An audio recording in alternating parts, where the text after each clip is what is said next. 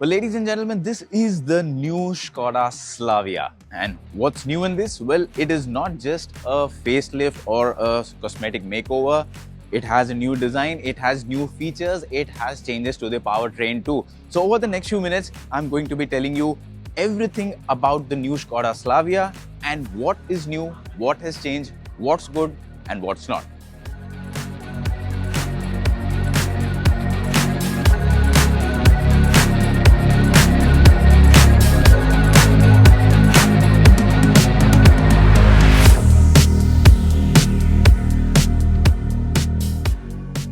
Now let's start off with the design, and here what we have is the Monte Carlo edition. So this is slightly different from the other editions.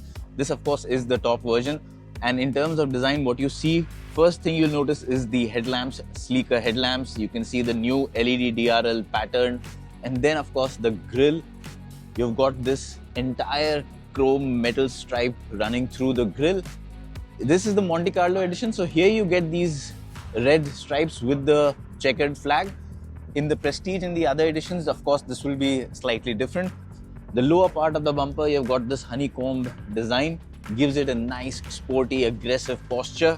And also when you look at the overall bumper, the creases, the LED fog lamps, you see and realize that it's a much more hunkered down, tighter, sportier version than the older one.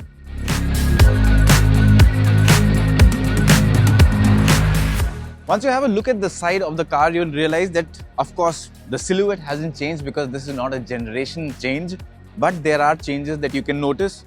Here you get these new design of 16-inch alloy wheels. Now this being the Monte Carlo edition, you get blacked out alloy wheels with the red calipers. In different variants, you'll have a different color setup, but yes, 16-inch here on the top version. The profile remains similar, which is good. Slavia was always a good looking car to start with. So it's got clean lines, not a very busy design. It's elegant to look at. And once you move to the rear of the car, you'll notice these new LED tail lamps, much more sleeker, nicer looking. They give the car a much more plush and premium look. And then of course, this new pattern where you see Skoda, the lettering, the design of this plate here, Monte Carlo being the edition and the TSI badging. The bumper again has the similar design to the front.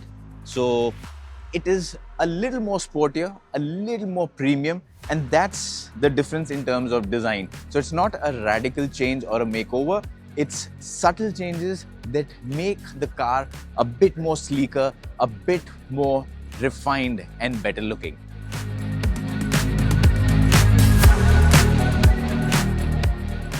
Now in terms of powertrain, the engine choices remain the same. So this here is the 1.5 litre TSI engine, but you can also get the new Slavia with a 1 litre TSI engine.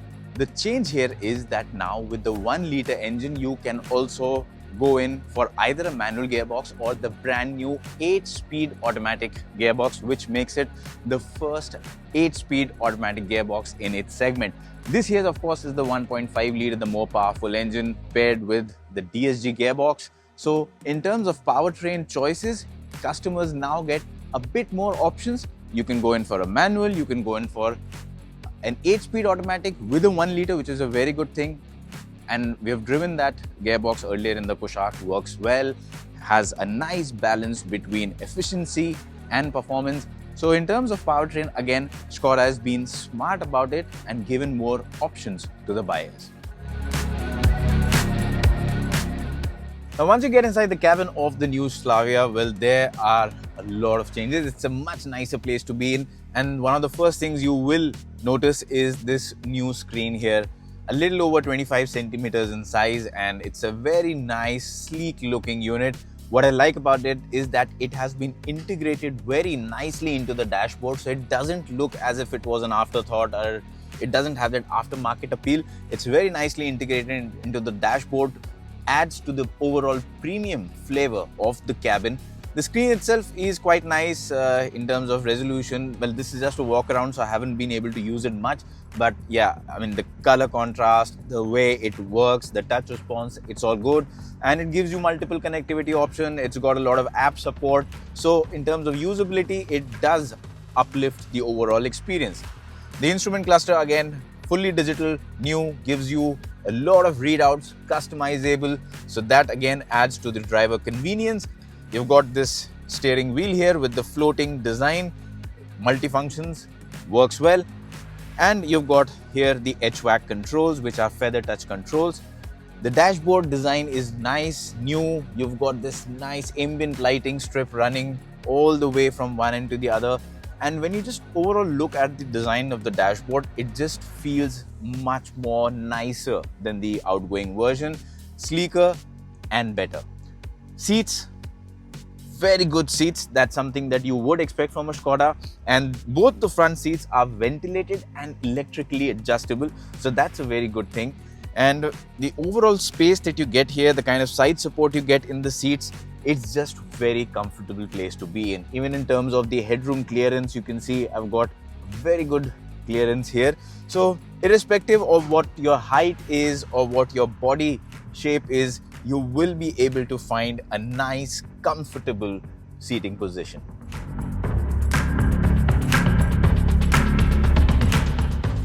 And once you get in the back of the Slavia, it's again a nice place to be in. Now keep in mind, like I said earlier, this is not a generational change, so the dimensions haven't changed. The space remains the same, which is perfectly fine because the Slavia always had good space to offer. Now with the driving seat set to my driving preference, and I'm 5 feet 8 inches for reference, you can see I've got a good amount of legroom. I've got a good amount of knee room clearance as well. The seat itself is very nice. It's wide, and it also gives you good amount of under thigh support. Now that's something that not all sedans have in this segment, but this of course gives you very good under thigh support. There is a transmission tunnel, but it's not too high, so it's not that intrusive. So you can actually have 3 people sitting abreast, and it should be perfectly fine. There is a cushioned armrest with cup holders here.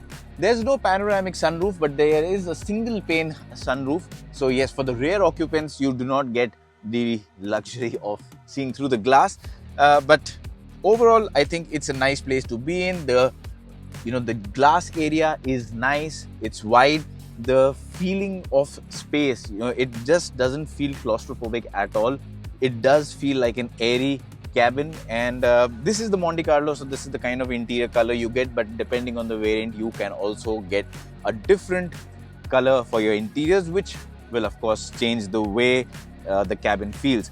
Here at the back you've got 2 Type-C sockets, AC vents, and overall I think it's good. I mean, even in terms of headroom clearance, you can see I've got a decent amount of headroom clearance. So even if you're taller than me, you're say about 5 feet 10 inches, you should still have some space between your head and the roof. So yeah, I mean, not much of a change, but what has changed, to sum it up, the Skoda Slavia in terms of cabin experience is now much more smarter and refined with the new connectivity and the screen options, and it just feels more premium.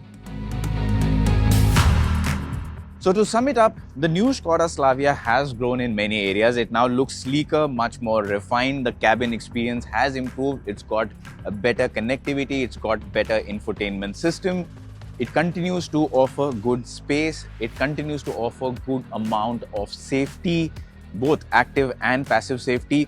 And now with the new Slavia, Skoda is offering attractive options in terms of warranty as well as after-sales support, which you can see at the bottom of your screen right now.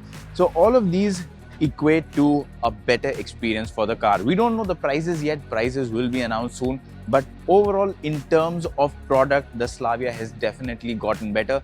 The market for sedans is not huge, but the Slavia has always soldiered on. It has had its own space in the Indian market for all those sedan lovers. And now with all these changes, it has just become a bit more appealing.